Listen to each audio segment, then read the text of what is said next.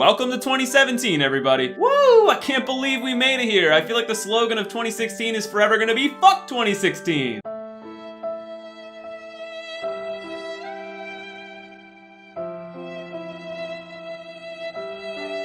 Ah well, 2016 still featured some amazing games. Speaking of which, if you haven't seen my top 10 games of 2016, be sure to check out the annotation at the end of this video to see them. But today we're doing something else. We're gonna talk about the games I'm most excited for in 2017. So as with 2016, fuck the intro. No, we're diving right into the honorable mentions. Yeah, I couldn't really narrow it down to just 10 games. There's a lot of games I'm excited for in 2017. So here's a couple extras with reasons why I'm so excited and reasons why I might be a little bit skeptical. I'll also be wary of spoilers because a lot of the games on this list are sequels and I might be making a little bit of speculation here. On to the list. God of War and The Last of Us Part 2. Now let me be clear here, I am a massive fan of the God of War franchise and the original Last of Us. But here's the thing, I think it's super unlikely that we're gonna see God of War anytime in 2017. Maybe we'll see it holiday 2017 if we're lucky, and I think there's pretty much no chance whatsoever we're gonna see The Last of Us Part 2 until at least 2018. To summarize briefly what makes me excited other than name recognition alone, in the case of God of War, the game funny enough seems to be borrowing somewhat from The Last of Us both in terms of camera alignment and tankier control all the way to the little boy that is supposed to be accompanying an older Kratos. From the teaser of The Last of Us Part 2, we can see that the last few years have hardened Ellie, and whereas the first game seemed focused around Joel's character arc, this game will put Ellie at the forefront as she deals with whatever has her so pissed off. There's tons of speculation to be had from the teaser alone. The hint of the fireflies in the beginning leads me to believe when Ellie speaks of her rage and killing every last one of them, she could be talking about the fireflies instead of the clickers. Is this because of Joel's lie? Is she disillusioned? Have the fireflies done something more sinister? What role's Joel gonna play? I've even seen speculation that Joel is a ghost haunting Ellie and died in a battle with the fireflies, which is what fueled her massive rage. Could you imagine that twist going halfway through the game and then her finding out later on that Joel lied to her and that's why the fireflies attacked them? To be perfectly frank though, I had no desire for a sequel to The Last of Us. I'm a big proponent that the journey is equally as important as its conclusion, but damn if the game didn't have a powerful ending. Even so, Uncharted 4 was a really unnecessary sequel that delivered, so I'm gonna put my faith in Naughty Dog on this one. For these reasons, they both get thrown in as honorable mentions in case they do somehow release in 2017. Crash Bandicoot: The Insane Trilogy. Crash Bandicoot made my childhood! Well, the original trilogy anyway. The concept of rebuilding these classics from the ground up by today's standards of graphics and control is definitely an intriguing one. But at the same time, I've played these games recently and they've aged pretty well. So if this were some new entry in the franchise that looked promising, maybe it'd crack my top 10, but as remakes, I can't justify putting them in those ranks. Cuphead.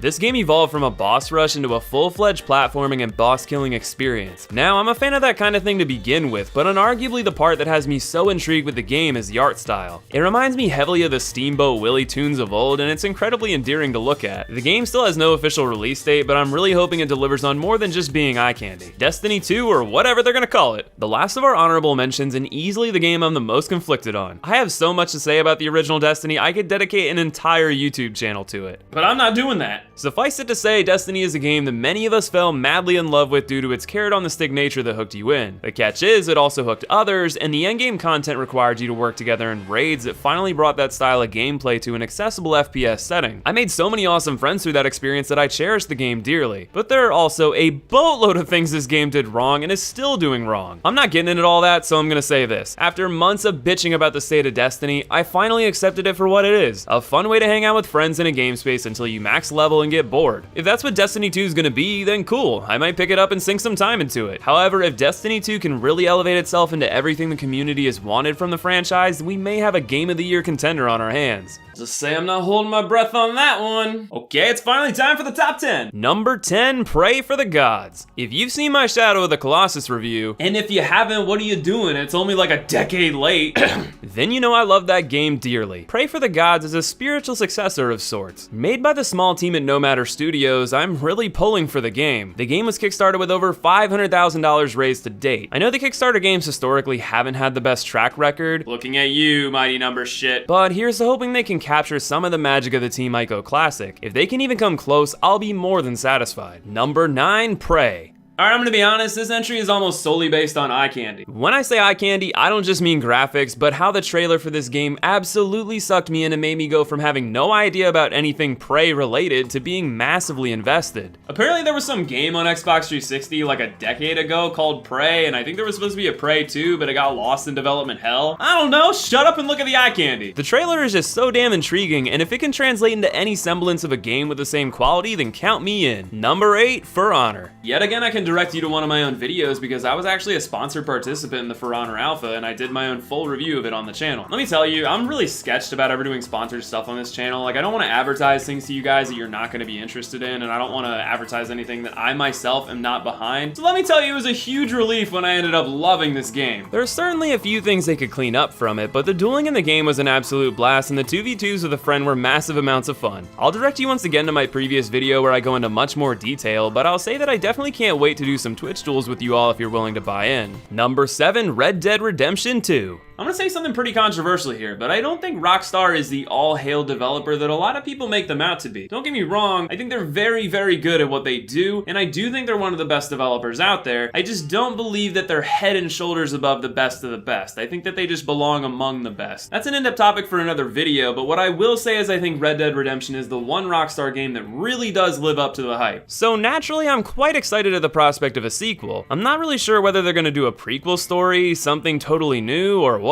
Personally, I'd love it if they took the Grand Theft Auto 5 style with multiple protagonists and applied that in a prequel to like Marston's Gang or something like that. I think that would be pretty cool, but maybe that's just me. I don't know. No matter what, I think we can all agree Rockstar is gonna find a way to make this game a success. Number 6, Neo. Ah, Samurai Souls. Another thing I'm not afraid to say is that I think to some extent the Souls formula is getting a little bit tired. I love the bosses, challenge, etc. But the thing is, once you figured out how those games work, i.e. play it safe, analyze your opponents, and find the perfect balance of aggression and patience, okay, maybe it's not as easy as I make it sound. The point is, something relatively new that borrows much from the formula but takes enough steps to have its own identity could be exactly what we need to inject some life into the Souls-like genre. I actually avoided playing the alphas or betas because I want to get a first impression with the finished product, so I can't wait to give it a review and maybe even a boss ranking when the game releases in February. Number 5, Finding Paradise. Quite simply, from a storytelling perspective, there are few indie games that weave a tale quite as gut-wrenching, heartwarming, and engrossing all at the same time as To the Moon. With the long-awaited sequel in the franchise finally seeing its release this year, I'm nothing but amped. To be honest, I can't really tell you anymore because I haven't looked that much into the game, and that's because I don't want to be spoiled. That's just how good To the Moon was for me, so I'm really excited to see what they have up their sleeve next. Number 4, The Legend of Zelda Breath of the Wild. There's some of you out there that may be surprised to see this game so low on the list, but the reality is I don't really know what to expect yet. Sure, their first-party titles usually deliver, but for some reason I find myself being skeptical this time. I think it's part of a larger issue that I have with Nintendo. Ever since the Wii, I've personally felt Nintendo, even from a first-party perspective, has become very hit or miss. So I suppose I generally await their new titles with bated breath. For example, if I see another new Super Mario Bros. That repackages Super Mario Bros. 3 one more fucking— But then there's titles like Donkey Kong Country Tropical Freeze that I feel may be one of the best platformers I've ever played. I don't know, it's Zelda. I want to be hyped, but I'm trying to hold down my expectations a little bit. With a still high ranking of 4, clearly I've got love for the franchise and I'm holding out hope that it'll make up for all the time we've been waiting for a new console Zelda title. Number 3, Yooka-laylee. Damn, do I miss the rare of old.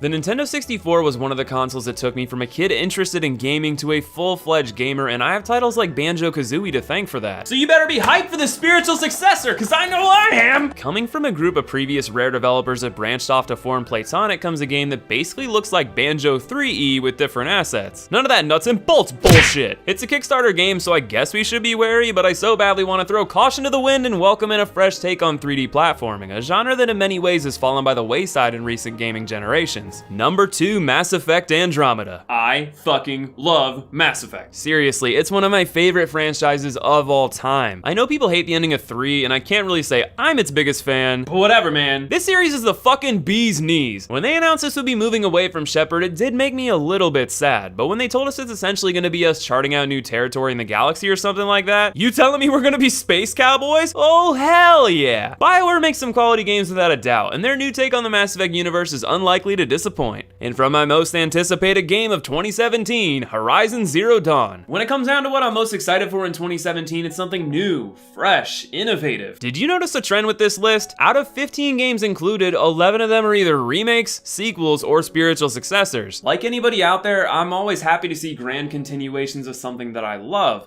but that doesn't mean that I'm not waiting for something else to come out to join that league of excellence. We live in an era, not just in gaming, but in media in general, where the marketing power of an already recognized franchise is greater than starting something new. Getting people to recognize the value of new media is really, really hard in this day and age. When games like Mass Effect, or The Last of Us, or God of War, or anything like that came out, they were new and fresh at the time. Those developers had to take that risk. Often a lot of the innovation in gaming these days comes from indie developers, and it's really rare that you see something new enter the fray on a AAA scale. Overwatch was that game last year, and I think that game this year is going to be Horizon Zero Dawn. Perhaps I'm projecting too harshly on the game and setting expectations too high, but I can't help but think this game is going to be incredible from everything I've seen. In some ways it reminds me of the recent Tomb Raider reboot, which is excellent by the way, and it adds in its own flavor with vast open plains in contrast to platforming mountains, and it adds freaking Dinobots! The story and gameplay look so damn inviting in the era of the familiar, and the graphics aren't hard on the eyes either. I'm gonna try my best to contain my hype, but I'm calling my shot right now. If this game isn't a contender for Game of the Year by the end of 2017, I'll be genuinely surprised. And that's it! Those are the games in 2017 that I'm looking forward to the most. I'm sure I left out some that you're looking forward to yourself, so be sure to let me know what I missed in the comments. It's been a fantastic 2016 for me, in large part thanks to the support of you all, so cheers to you. I'll be releasing an update video in a couple of days talking about my plans for 2017 and the return of a certain Souls series that I think you'll be happy to see coming back around, so be on the lookout for that. And of course, be sure to follow me on Twitter for all the latest updates and Twitch where I stream games live. Thank you all for watching, Happy New Year, and I'll see you in the next video.